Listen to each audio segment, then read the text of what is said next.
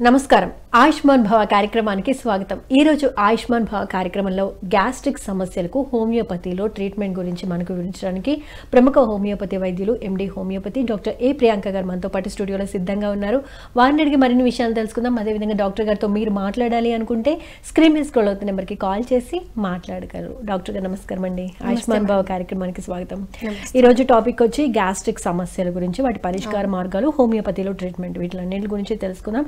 అయితే ముందుగా గ్యాస్ట్రిక్ సమస్య అనేది అంటే అజీర్తి వల్ల వస్తుందా, లేకపోతే సరిగా నిద్ర లేకపోవడం, ఇవన్నీ కారణాలుగా చెప్తూ ఉంటారు. లైఫ్ స్టైల్ అనేవి కూడా సరిగ్గా ఉండకపోవటం కూడా. అసలు గ్యాస్ట్రిక్ రావడం వల్ల బాడీలో అసలు ఏం జరుగుతుంది, అసలు రావడానికి ప్రధాన కారణాలు అనేవి ఏ విధంగా ఉంటాయి?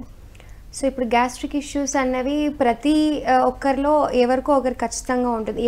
ఏదో ఒక స్టేజ్లో ఖచ్చితంగా వస్తుంది. మన లైఫ్ స్టైల్ చేంజెస్ వల్ల వస్తుంది. అసలు ఎందుకు ఎలా వస్తుంది అంటే, ఫస్ట్ మనం ఆహారం తీసుకున్నాక అవి జీర్ణవాహిక నుంచి పొట్టలోకి వెళ్ళాక అక్కడ దాని లైనింగ్ నుంచి మనకి యాసిడ్స్ అనేవి రిలీజ్ అవుతాయి. యాసిడ్స్లో అందులో ముఖ్యంగా మనం పెప్టిక్ యాసిడ్స్, పెప్టిక్ ఎంజైమ్స్ అని ఉంటాయి. ఈ ఎంజైమ్స్ అన్నవి ఆహారం మీద వచ్చేసి అవి అప్పుడు బ్రేక్ అయ్యి అప్పుడు డైజెస్ట్ అయ్యి అప్పుడు అనేది ఫుడ్ అన్నది అది ప్రాసెస్ అయ్యి డైజెషన్ అన్నది అవుతుంది. అప్పుడు ఈ గ్యాస్ట్రిక్ ఇష్యూస్ ఎప్పుడు అవుతాయి అంటే, ఈ ఎంజైమ్స్ ఎక్కువగా రిలీజ్ అవ్వడం వల్ల, యాసిడ్స్ ఎక్కువగా ప్రతి ఒక్కరిలో యాసిడ్స్ అనేవి రిలీజ్ అవుతాయి ఖచ్చితంగా. అవి ఎక్కువగా ఇంక్రీజ్ అయినప్పుడు అప్పుడు ఈ గ్యాస్ట్రిక్ ఇష్యూస్ అన్నవి స్టార్ట్ అవుతాయి.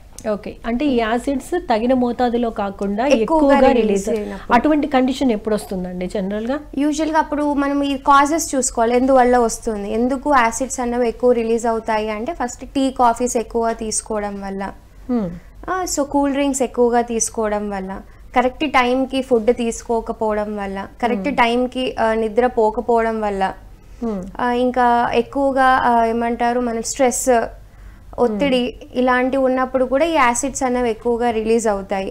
ఇంకొకటి మనము సైంటిఫిక్గా చూసుకుంటే హెచ్ పైలోరిక్ బ్యాక్టీరియా, అంటే గట్ లైనింగ్లో ఈ బ్యాక్టీరియా ఎక్కువగా ఉన్నప్పుడు కూడా ఈ యాసిడ్స్, టాక్సిక్స్ అనేవి రిలీజ్ చేసి యాసిడ్స్ అనేవి ఎక్కువగా రిలీజ్ చేస్తాయి.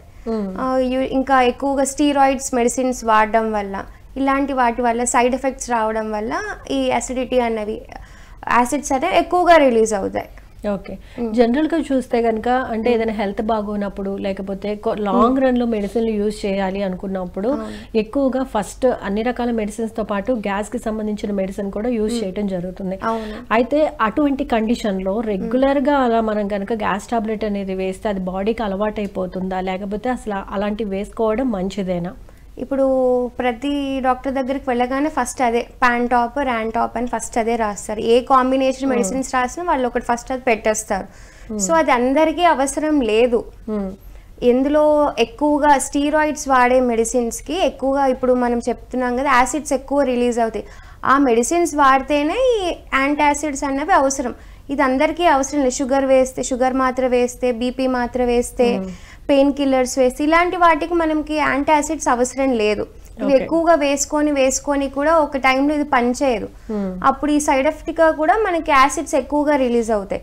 సో ఏదైనా కొద్దిగా మోతాదులో వాడితే ఎక్కువగా యాసిడ్స్ రిలీజ్ కాకుండా దాని తర్వాత కాంప్లికేషన్స్ రాకుండా అనేవి ఉంటాయి. ఓకే అండి, కాలర్ లైన్లో ఉన్నారు, కాలర్తో మాట్లాడదాం. హలో. హలో, నమస్తే అండి. మీ పేరు, ఎక్కడి నుంచి మాట్లాడుతున్నారు? పేరు చెప్పండి. ఓకే అండి, ఏంటండి మీ ప్రాబ్లం? అదే గ్యాస్ట్రిక్ ప్రాబ్లమేనండి. ఓకే, ఎప్పటి నుంచి సఫర్ అవుతున్నారు? ఒక 8 సంవత్సరాల నుంచి లాగా. 8 years నుంచి. మెడిసిన్స్ వాడారా మరి? మెడిసిన్స్ ఏమన్నా వాడారా? అదే టాబ్లెట్. ఓకే, మీరు టీవీ చూస్తూ మాట్లాడుతున్నారండి. మీకున్న ప్రాబ్లమ్ డైరెక్ట్ గా డాక్టర్ గారికి చెప్పండి, టీవీ చూడకండి. అడుగుతున్నాను టాబ్లెట్ పేరు. ఓకే, మీరు మెడిసిన్స్ ఎక్కువగా 8 years నుంచి వాడుతున్నారు అంటే ఎక్కువగా మీరు స్టీరాయిడ్స్ కానీ యాంటాసిడ్స్ ఇవన్నీ ఎక్కువ వాడడం వల్ల ఒక 8 years అన్నాక ఇప్పుడు ఆ మెడిసిన్స్ దాని అన్నది చూపించదు. సో దాని తత్వం చూపించదు కాబట్టి మీరు ఏంటి అంటే ఆ మెడిసిన్స్ అన్నవి మెల్లిమెల్లిగా తగ్గించేసి మీరు లైఫ్ స్టైల్లో చేంజెస్ అన్నవి చూసుకుంటూ హోమియో మెడిసిన్స్కి మీరు షిఫ్ట్ అయినట్టయితే ఇంకా బెస్ట్ రిలీఫ్ అన్నది ఉంటుంది. మీ కంప్లైంట్స్ అంటే ఏంటి, మంట ఏంటి అనే సిమ్టమ్స్ ఏం చెప్పలేదు కాబట్టి మీరు దగ్గరలో ఉన్న హోమియో మెడిసిన్స్ కానీ లేదంటే క్లినిక్ వెళ్ళి ఒకసారి దేనివల్ల వస్తుంది ఒకసారి దానివల్ల చూసినట్టయితే మనకి తొందరగా క్యూర్ అన్నది ఉంటుంది. ఓకే, థ్యాంక్స్ అండి కాల్ చేసినందుకు. డాక్టర్ గారు, ఇప్పుడు గ్యాస్ట్రిక్కి సంబంధించి లక్షణాలు అనేవి ఏ విధంగా ఉంటాయి ఎక్స్ప్లెయిన్ చేస్తారా? ఇప్పుడు సిమ్టమ్స్ అన్నవి మనం చూస్తే ముందు కడుపులో ఉబ్బరంగా ఉండడము, వామిటింగ్స్ రావడము, కాన్స్టిపేషన్ లాగా చూడడము, ఆయాసం కూడా రావడం, ఎక్కువగా తీసుకొని పొట్ట ఉబ్బరంగా ఉండడం, కొద్దిగా తిన్నా కూడా సరిపోయింది ఉబ్బరంగా అనిపించడము, టైట్నెస్ ఫీల్ అవ్వడం, స్టమక్లో మంట రావడము, యాసిడ్ రిఫ్లెక్సెస్ అంటారు, పుల్లగా తేన్పులు రావడము, ఇవన్నీ మనం సిమ్టమ్స్ అనేవి మనం చూసుకుంటాం.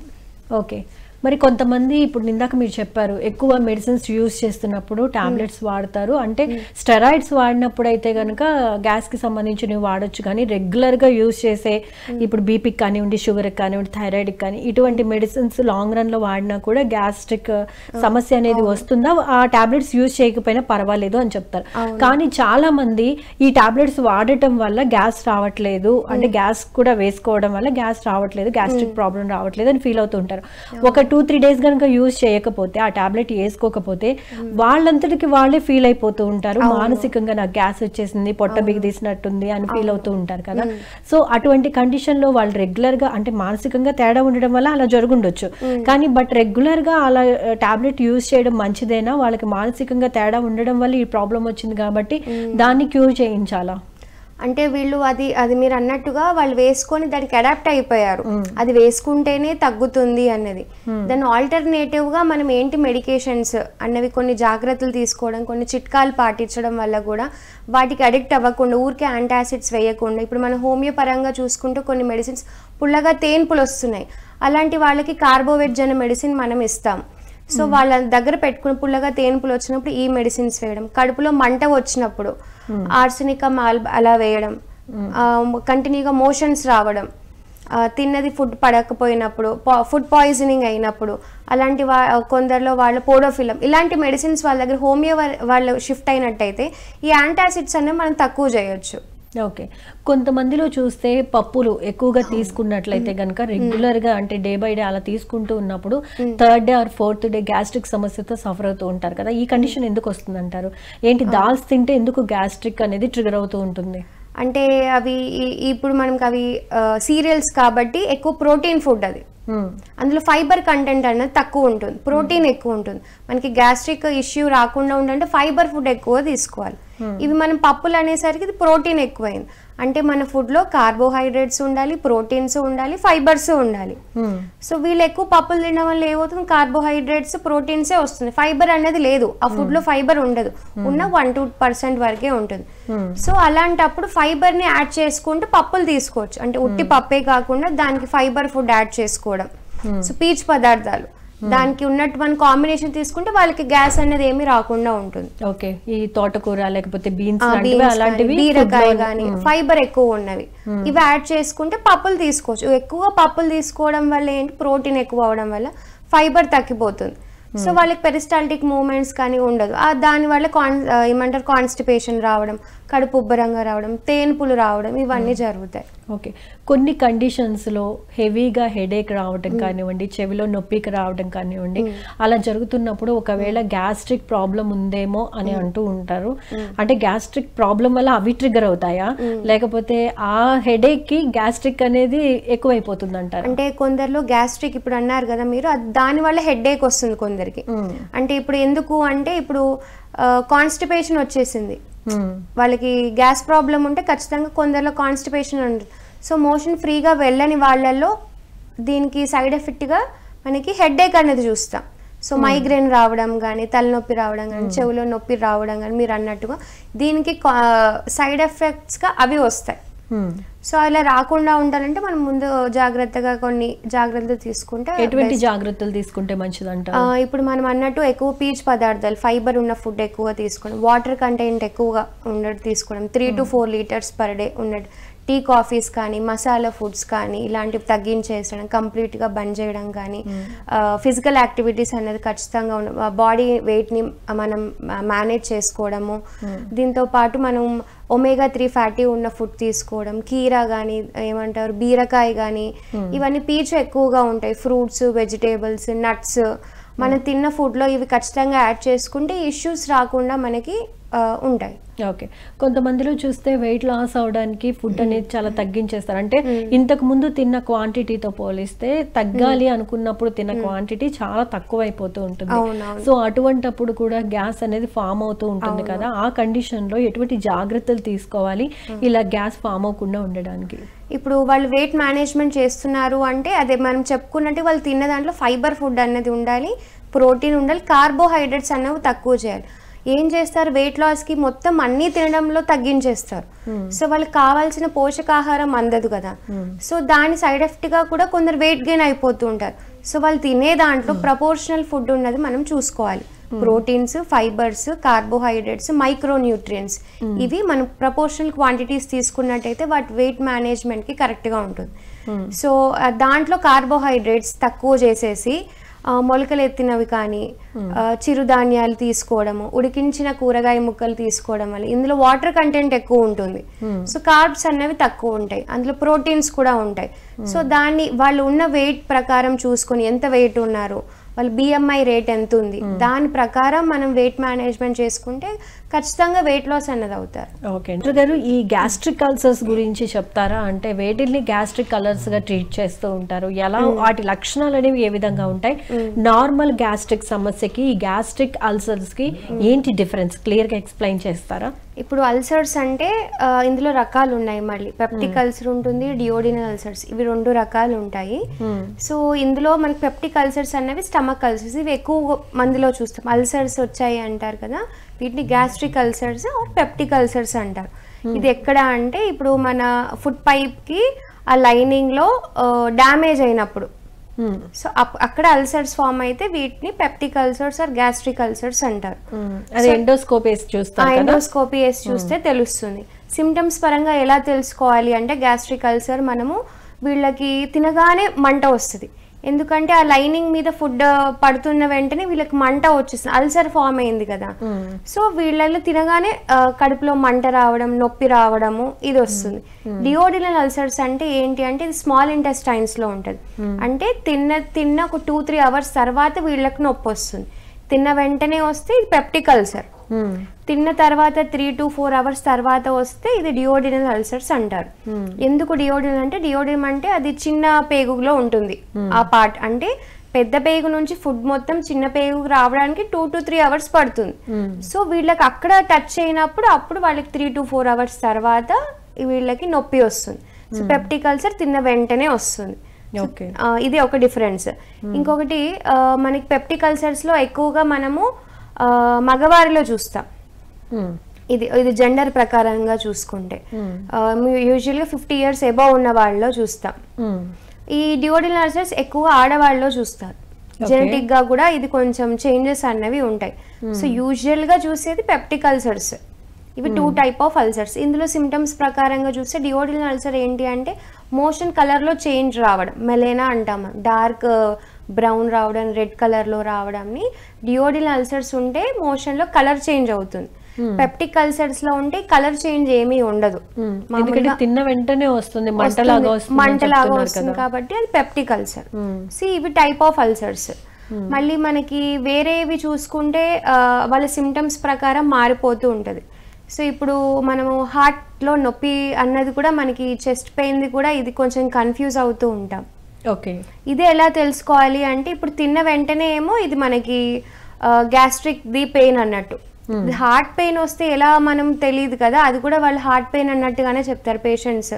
నాకు ఛాతిలో నొప్పి వచ్చింది అంటే అది హార్ట్ దనే అనుకుంటారు. సో అది ఎలా చేంజ్ చేసుకోవాలి, ఎలా మనము డిఫరెన్షియేట్ చేసుకోవాలి అంటే హార్ట్ పెయిన్ ఏంటి అంటే సడన్ గా వచ్చేస్తుంది, దానికి తినడానికి ఏమీ సంబంధం ఉండదు, ఎక్కడున్నదో ఎప్పుడు వస్తుందో తెలియదు కానీ సడన్ గా వచ్చేస్తుంది. మూవ్ అవుతాయి అంటే జరిగినప్పుడు కానీ వాళ్ళకి నొప్పి ఎక్కువ అవడం జరుగుతుంది, చల్లటి చెమటలు రావడం హార్ట్ పెయిన్ లో వస్తే, ఓకే. ఇంకొకటి మనకి ఈ ఛాతి నుంచి లెఫ్ట్ సైడ్ చెయ్యి అంతా గుంజడము, నెక్ కి పెయిన్ రేడియేట్ అవ్వడము, దవడలు జా దగ్గర నొప్పి రావడము, లెఫ్ట్ హ్యాండ్ లెఫ్ట్ ఫింగర్స్ నొప్పి కొంచెం రావడం, తిమ్మిరిలాగా రావడం, ఇదంతా పెయిన్ రేడియేట్ అవుతుంది. ఇది హార్ట్ పెయిన్ ఉంటే ఇలా ఉంటుంది. మళ్ళీ చెస్ట్ పెయిన్ అనగానే ఇప్పుడు మనకి గ్యాస్ట్రిక్ పెయిన్లో ఏమో తేన్పులు రావడం కానీ యాంటాసిడ్స్ వేసుకుంటే వెంటనే తగ్గిపోతాయి. సో ఇది ఇలాగైనా మనము డిఫరెంట్ చేసుకోవాలి. అది కూడా మనకి ఇంకా తగ్గట్లేదు అంటే అప్పుడు ఫర్దర్ ఎవాల్యుయేషన్ టెస్ట్లు అన్నవి చేయించాలి. సో అబ్డామినల్ స్కానా లేకపోతే హార్ట్ పెయిన్ అలాగే అనుకుంటే అప్పుడు 2D ఎకో చేయించడమా, లేదు అంటే ఫస్ట్ ఈసీజీ చేయించాలి, అప్పుడు థ్రెడ్మిల్ టెస్ట్ చేయించి ఇది హార్ట్కి సంబంధించిందా లేదంటే గ్యాస్ట్రిక్ రిఫ్లెక్స్ సంబంధించిందా అనేది అప్పుడు మనం రూల్ అవుట్ చేసుకోవాలి. సో దాని ప్రకారం మన ట్రీట్మెంట్ అనేది చూడాలి. ఓకే. మీరు పెప్టిక్ అల్సర్ గురించి చెప్పారు కదండి, అది ఎందుకు ట్రిగ్గర్ అవుతూ ఉంటుంది జనరల్గా? యూజువల్గా ఫుడ్ హ్యాబిట్స్ వల్ల. ఇంకొకటి మనకి స్టమక్లో గుడ్ బ్యాక్టీరియా ఉంటుంది, బ్యాడ్ బ్యాక్టీరియా ఉంటుంది. రెండు లైనింగ్లో మన స్టమక్కి లైనింగ్ చుట్టూ మ్యూకస్ ఉంటుంది. అందులో 2 బ్యాక్టీరియాలు ఉంటాయి, మంచిది ఉంటుంది, చెడుది ఉంటుంది. చెడు బ్యాక్టీరియా నుంచి ఎక్కువ అయినప్పుడు, యాసిడ్స్ ఎక్కువ అయినప్పుడు, దాని టాక్సిక్స్ అన్నవి ఎక్కువ రిలీజ్ అయినప్పుడు ఈ బ్యాడ్ బ్యాక్టీరియా అన్నవి కొన్ని టైప్ ఆఫ్ అవి ఎంజైమ్స్ కానీ రిలీజ్ చేస్తుంది. అప్పుడు అది తినేసినట్టు చేస్తుంది కదా లైనింగ్ని, అప్పుడు ఈ అల్సర్స్ అన్నవి ఫామ్ అవుతాయి. గుడ్ బ్యాక్టీరియా ఏం చేస్తుంది అంటే ఆ లైనింగ్ని మొత్తం క్లియర్ చేయడానికి చూస్తుంది, అంటే కడుపు చల్లగా ఉండడానికి చూస్తుంది. గుడ్ బ్యాక్టీరియా అన్నది మంచిది. సో ఇది మనకి ఫుడ్ ప్రకారంగా చూసుకుంటే ప్రీబయోటిక్ ఫుడ్స్ అని ఇప్పుడు మనం చూస్తే అంటే పెరుగులో ఎక్కువ ఉంటుంది. సో ప్రీబయోటిక్ ఫుడ్ మనం ఎక్కువగా కాంపోజిషన్ చూస్తే పెరుగు. సో అది లైనింగ్ని ఏం చేస్తుంది, క్లియర్ చేయడానికి చూస్తుంది. సో బ్యాడ్ బ్యాక్టీరియా అన్నది ఈ మనం తీసుకునే ఆహారంలో కొన్నిట్లో వైరస్ వల్ల కూడా వస్తుంది, జెనెటిక్ వల్ల కూడా వస్తుంది. ఫ్లూ వైరస్లు కూడా ఇప్పుడు దాని వల్ల కూడా వైరస్ అనేది ఇంక్రీజ్ అవ్వడానికి వస్తుంది. ఆటో ఇమ్యూన్ డిజీజ్ కూడా, అంటే మన బాడీలో ఆటో ఇమ్యూన్గా అంటే మనకి మంచి సెల్స్ ఉన్నవి దానంతట అవే అది చంపేస్తుంది అనమాట. ఆటో ఇమ్యూన్ డిజీజెస్ అంటే వీటి వల్ల కూడా అల్సర్స్ ఫామ్ అయ్యే అవకాశం ఉంటుంది. ఓకే. ఇప్పుడు పెప్టిక్ అల్సర్ కి సంబంధించి మీరు ఏం చెప్పారు, పెరుగు తీసుకుంటే కనుక తగ్గిపోతుందని. ఇంకా ఎటువంటి ఆహార పదార్థాలు తీసుకుంటే మంచిది? అదే విధంగా ఇప్పుడు చిన్న ప్రేగులో కూడా వస్తుందని చెప్పారు కదా, దానికి ఎస్పెషల్ గా తగ్గడానికి అంటే ఇప్పుడు మనకి చేతి మీద దెబ్బ తగిలితే అట్లీస్ట్ ఆయింట్మెంట్ ఏదో ఒకటి అప్లై చేసుకోవచ్చు, కానీ పొట్టలోకి సంబంధించి మనం ఏమి అప్లై చేయడానికి లేదు. తినే ఫుడ్ ని బట్టే దాన్ని కంట్రోల్ చేసుకునే పాసిబిలిటీ ఉంటుంది. కాబట్టి ఎటువంటి టైప్ ఆఫ్ ఫుడ్ తినాలి అటువంటి ప్రాబ్లమ్స్ ఉన్నవాళ్ళు? ఇప్పుడు ఈ అల్సర్స్ అనగానే ఫస్ట్ మనము దాన్ని కూలింగ్ ఫ్యాక్టర్ చేయడం, కొబ్బరి నీళ్ళు తాగడం, తులసి టీ తాగడము, గ్రీన్ టీ తాగడము. ఇంకా మంట అసలుకే తగ్గట్లేదు అంటే ఇప్పుడు జీలకర్ర, సోంపు, ధనియాలు ఇవి 3 మరిగించి దాని కషాయాలను చేసుకున్నా కూడా వెంటనే ఉపశమనం అన్నది ఉంటుంది. అప్పటికీ తగ్గట్లేదు, ఇప్పుడు స్మాల్ ఇంటెస్టైన్లో అనుకోండి, ఇప్పుడు చిన్న పేగులో అవుతుంది డియోడినల్ అల్సర్స్, ఇవి తీసుకున్నా తగ్గవు. సో అవి మనకి టెస్ట్ల ప్రకారం ఎండోస్కోపీ నుంచి కూడా తెలియదు, చిన్న పేగు కాబట్టి కింద ఉంటుంది. అప్పుడు కొలనోస్కోపీ చేయాలి, అంటే కింద నుంచి పెట్టి చూస్తేనే తెలుస్తుంది ఎక్కడ అల్సర్స్ ఫామ్ అయ్యాయి ఏంటి అన్నది. సో టైప్ ఆఫ్ అల్సర్స్ లో కూడా మనకి ఎగ్జామినేషన్ లో టెస్ట్ల ప్రకారంలో కూడా చేంజ్ అవుతాయి. సో మనకి ఇలా తీసుకున్నా తగ్గట్లేదు అంటే డియోడినల్ అల్సర్స్ లాగా చెప్పాలి. పెప్టిక్ అల్సర్స్ అయితే తొందరగా తగ్గిపోతాయి అని చెప్పుకున్నట్టు ఇప్పుడు పెరుగు తీసుకోవడం, కొబ్బరి నీళ్ళు, వాటర్ ఎక్కువగా తీసుకోవడము, ఇలాంటివి చేంజెస్ చేసుకుంటే తగ్గిపోతుంది, ఉపశమనం ఉంటుంది. అల్సర్స్ రికరెంట్ గా రాకుండా ఎన్ని రోజులు పడుతుందండి తగ్గడానికి? యూజువల్ గా చిన్న అల్సర్స్ అయితే మనకి 1 వీక్ చిన్నవి. ఇప్పుడు మనకి నోటి పూతలు వస్తాయి కదా, అలా ఎలా వస్తాయో మన నోట్లో మన అన్నవాహిక కూడా వస్తాయి, అప్పుడే వాటిని అల్సర్స్ అంటారు. మనకి కనిపించవు కదా, సో మనం ఎండోస్కోపీ నుంచి చూడాలి అవి. సో ఇంక్రీజ్ అవుతూ ఉంటాయి, సైజ్ కూడా మనకి చేంజ్ అవుతాయి, అందులో స్టేజెస్ కూడా ఉంటాయి. 2 సెంటీమీటర్స్ ఫామ్ అవుతాయి, 5 సెంటీమీటర్స్. ఇలాంటివి తగ్గాలి అంటే మనం హోమియో మెడిసిన్స్ కూడా తీసుకున్నట్టయితే, ఇప్పుడు మన సిమ్టమ్స్ ప్రకారం తీసుకున్నట్టయితే ఆ మెడికేషన్స్లో కూడా చేంజ్ అవుతుంది. వాళ్ళకు ఉన్న సిమ్టమ్స్, కాన్స్టిపేషన్ వస్తుందా, లూజ్ మోషన్స్ అన్నవి ఎక్కువ సార్లు అవుతుందా, కొందరికి బ్లడ్ మోషన్ అవుతుంది, కొందరికి మ్యూకస్ వస్తుంది. సో వాళ్ళకున్న symptoms person to person change అవుతుంది, దాని ప్రకారం కూడా మనం ట్రీట్మెంట్ అనేది మార్చాల్సి వస్తుంది. మరి ఐబిఎస్ అంటే ఏంటండి?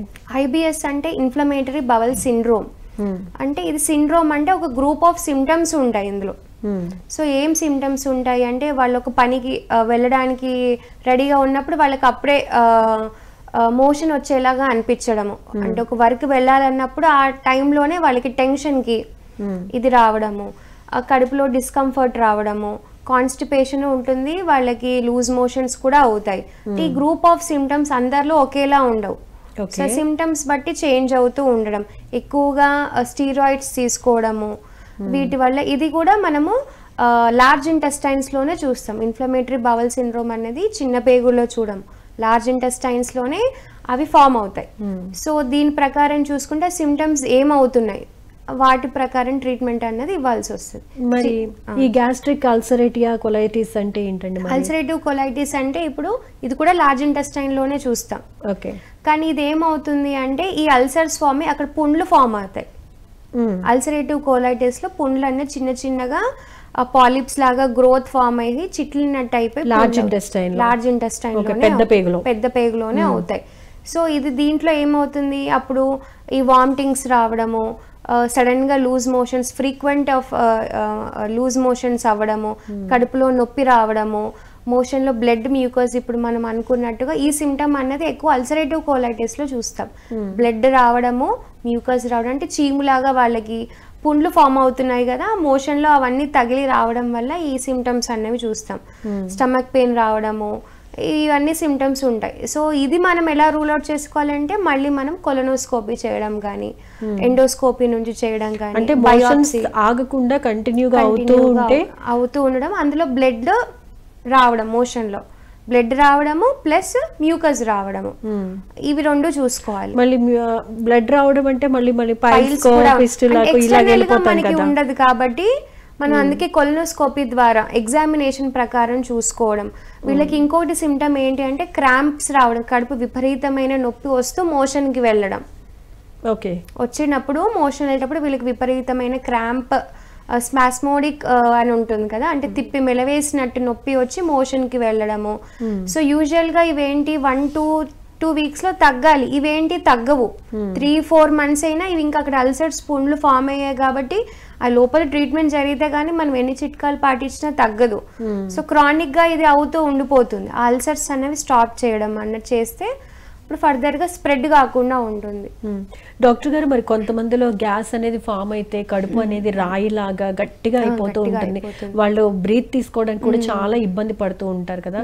సో అటువంటి కండిషన్ లో వాళ్ళు గ్యాస్ అనేది ఫ్రీగా రిలీజ్ అవడానికి ఏం చేస్తే మంచిది? హోమ్ రెమెడీస్ ఏమన్నా ఉన్నాయా? హోమ్ రెమెడీస్ ప్రకారం చూస్తే కడుపు ఉబ్బరంగా ఉంటున్నారు కాబట్టి వాళ్ళకి ముందు పీచు పదార్థాలు ఎక్కువగా, అంటే మోషన్ ఫ్రీగా ఉండకపోతే కడుపు ఉబ్బరంగా రావడం కూడా చూస్తాం. సో ఎక్కువగా వాటర్ తీసుకోవడం, గోరువెచ్చని నీరు తీసుకోవడం, వాము వాటర్ తీసుకోవడము. దీనివల్ల ఏమవుతుంది, గోరువెచ్చగా తీసుకోవడం వల్ల పెరిస్టాల్టిక్ మూవ్మెంట్ అనేది ఈజీగా జరిగి మోషన్ ఫ్రీగా అయ్యేటట్టు చూస్తుంది.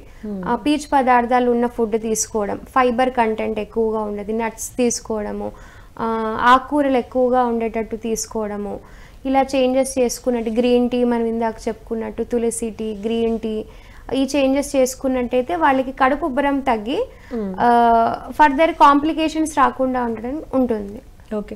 కొంతమందిలో చూస్తే సంవత్సరాల తరబడి గ్యాస్ట్రిక్, కాలర్ కూడా మాట్లాడారు కదా, 8 years నుంచి నేను గ్యాస్ట్రిక్ సమస్యతో సఫర్ అవుతున్నానని. సో వాళ్ళు కంటిన్యూగా అదే పనిగా గ్యాస్ట్రిక్ సమస్యతో, అంటే ఏదైనా ఒకటి టాబ్లెట్ వాడి అప్పుడు కంట్రోల్ చేసుకున్న వాళ్ళకి ట్రిగ్గర్ పాయింట్స్ ఏవోటి ఉంటాయి, సో వచ్చేస్తుంది. వాళ్ళు ఎటువంటి కాంప్లికేషన్స్ కి దారి తీస్తుందండి వాళ్ళు ఈ గ్యాస్ట్రిక్ సమస్య అనేది? ఇప్పుడు 8 years నుంచి ఉంది అంటున్నారు కదా, వాళ్ళకి సరి అయిన ఏమంటే ఎగ్జామినేషన్ చేయలేదు, అంటే తనంతటే తన వైద్యం చేసుకుందేమో నాకు అనిపిస్తుంది. అంటే కడుపు నొప్పి రావడం కానీ వెంటనే యాంటాసిడ్స్ వేసుకోవడము. సో ఒక స్టేజ్ వచ్చాక యాంటాసిడ్స్ కూడా పనిచేయవు.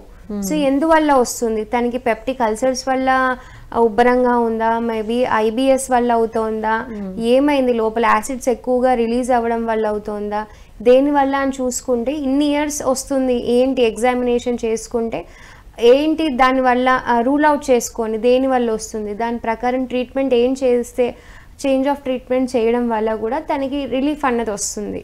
ఓకే. కొంతమందిలో అంటే పెద్దవాళ్ళు ముఖ్యంగా చూసుకుంటే వాళ్ళు తరచుగా ఈ గ్యాస్ట్రిక్ సమస్యతో సఫర్ అవుతూ ఉంటారు కదండి.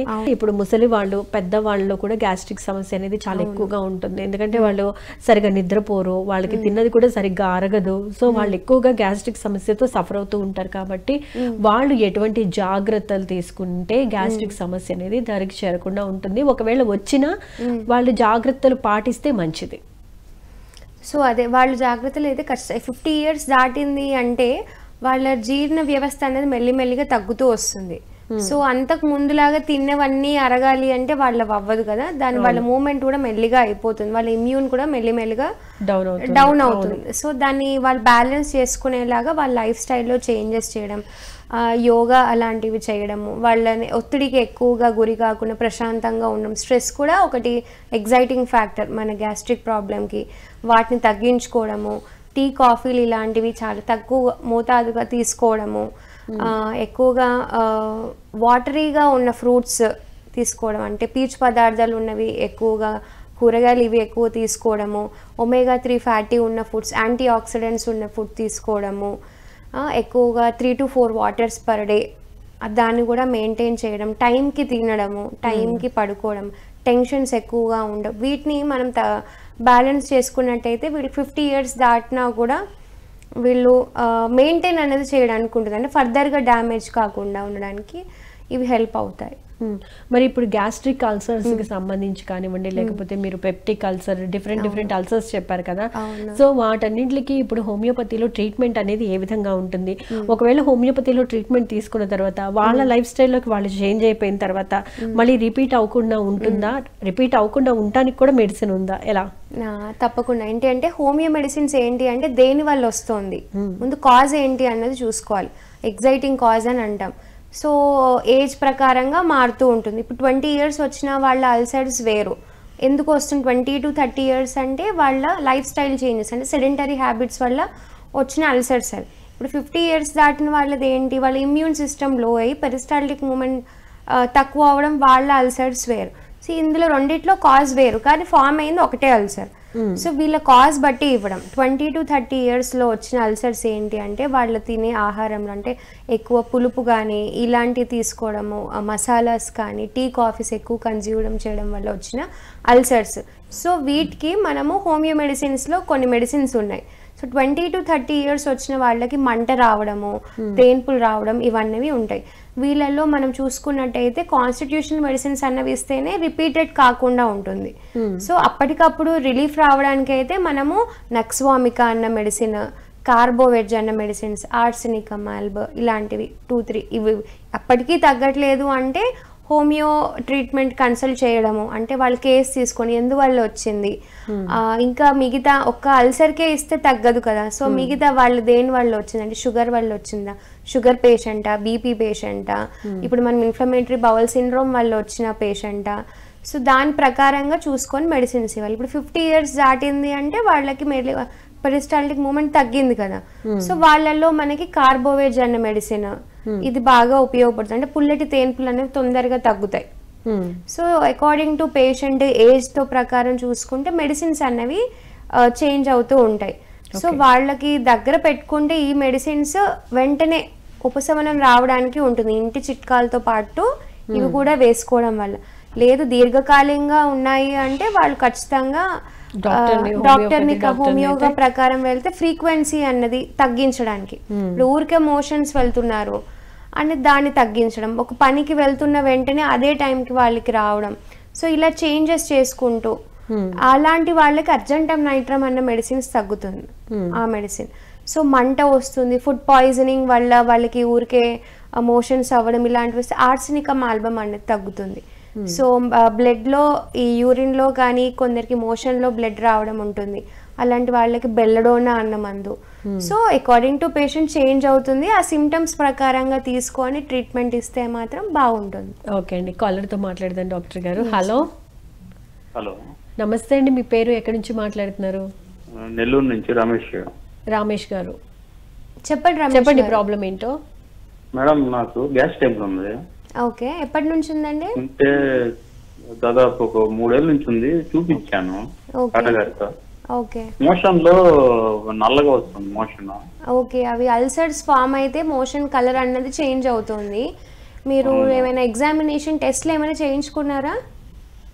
టెస్ట్లు చేశారు, ఒకసారి ఎండోస్కోపీ ఏదో పూసున్నాను, మోషన్ లో మాత్రం నల్లగా వస్తుంది. అదే పూత ఉంది అంటే అల్సర్ ఉంది. సో మీరు తిన్న ఫుడ్ అల్సర్స్ మీద వెళ్ళి అది బ్లడ్ ఏమైనా రిలీజ్ అవ్వడం వల్ల దానివల్ల మోషన్ కలర్ అనేది చేంజ్ అవుతుంది. అవును, నొప్పి కూడా వస్తుంది బొడ్డు కాడ. వస్తుంది, ఎందుకు అంటే అక్కడ అల్సర్స్ ఫామ్ అయ్యాయి కదా, మా ముట్టుకున్న దాని మీద ఏది టచ్ అయినా మీకు నొప్పి మంట అన్నది వస్తుంది. మీరు ఇది వరకు హోమియో మెడికేషన్స్ ఎక్కడైనా తీసుకున్నారా? హోమియో తీసుకోవాలా, మామూలుగా డాక్టర్ గారితో కలిసి మెడిసిన్. అంటే మీకు ప్యాంటాప్, ఈ యాసిడ్స్ ఇలాంటివి ఇచ్చి మీకు తగ్గినట్టు ఉన్నాయి. మీరు హోమియోపతి మళ్ళీ ఏమన్నా మసాలా తగిలినా అది అప్పటి వరకు అది యాసిడ్ ని తగ్గించి మీకు అక్కడి వరకు తగ్గిస్తోంది. కానీ మళ్ళీ మీరు వన్స్ ఆ ఫుడ్ తీసుకోగానే మళ్ళీ రిపీట్ అవుతుంది కదా, మళ్ళీ మామూలు అవుతుంది. అలా రిపీట్ కాకుండా ఉండాలి అంటే మీరు హోమియో మెడిసిన్స్ యూజ్ చేసినట్లయితే రిపీట్ అన్నది రాకుండా ఉంటుంది. అది మీరు ఎట్లా ఇది మన క్లినిక్ చిక్కడపల్లి హైదరాబాద్ లో ఉంది, పిస్తా హౌస్ ఆపోజిట్ లో శ్రీవీణ హోమియో క్లినిక్ అని ఉంటుంది. మీరు ఒకవేళ ఇక్కడికి వచ్చినట్టయితే మీకు మంచి ట్రీట్మెంట్ ఇచ్చి తగ్గించడం అనేది జరుగుతుంది. డాక్టర్ గారి నెంబర్ డిస్ప్లే చేస్తున్నామండి, ఒకసారి నోట్ చేసుకుని అపాయింట్మెంట్ తీసుకోగలరు. Right, thank you so much. Display చేస్తున్నామండి, ఒకసారి చూడండి. Right, thank you so much అండి కాల్ చేసినందుకు. రైట్ డాక్టర్ గారు, ఎనీవే ఈ గ్యాస్ట్రిక్ సంబంధించి సమస్యలు కానీ అల్సర్స్ కానీ ఏమి రాకుండా ఉండాలి అంటే మసాలా ఫుడ్ ఐటమ్స్ తీసుకోవటం తగ్గించాలి, అసలు తీసుకోకుండా ఉంటే బెటర్. అండ్ బయట ఫుడ్ ని మాక్సిమం అవాయిడ్ చేయాలి. వేళకు నిద్రపోవాలి, అంటే 7 hours స్లీప్ కంపల్సరీగా ఉండేలా చూసుకోవాలి, స్ట్రెస్ లేకుండా ఉండాలి. ఓకే, ఓవరాల్ గా తినే ఫుడ్ దగ్గర నుంచి వాటర్ కంటెంట్ దగ్గర నుంచి అన్ని విషయాల్లోనూ జాగ్రత్తగా ఉండాలి. ఎస్, డైట్ ప్లాన్ కూడా చాలా చక్కగా మెయింటైన్ చేయాలి. ఇలా చేస్తే కనుక ఈ గ్యాస్ట్రిక్ సమస్య అనేవి రావు. ఒకవేళ వచ్చినా కూడా ఈ హోమియోపతిలో మీరు చెప్పినట్టు హోమియోపతిలో మెడిసిన్స్ యూజ్ చేసుకుంటే కనుక మళ్ళీ ట్రిగర్ అవ్వకుండా రిపీట్ అవ్వకుండా ఉండే ఛాన్స్ ఉంటుందని. అండ్ మా కాలర్స్ అడిగిన ప్రశ్నలు కూడా చాలా చక్కటి సమాధానాలు వివరించినందుకు ధన్యవాదాలండి. Thank you so much. చూసారు కదండి, ఇది వాళ్ళ ఆయుష్మాన్ భవ కార్యక్రమ విశేషాలు. మరో ఎపిసోడ్ లో మళ్ళీ కలుసుకుందాం. అంతవరకు చూస్తూనే ఉండండి PMC. నమస్కారం.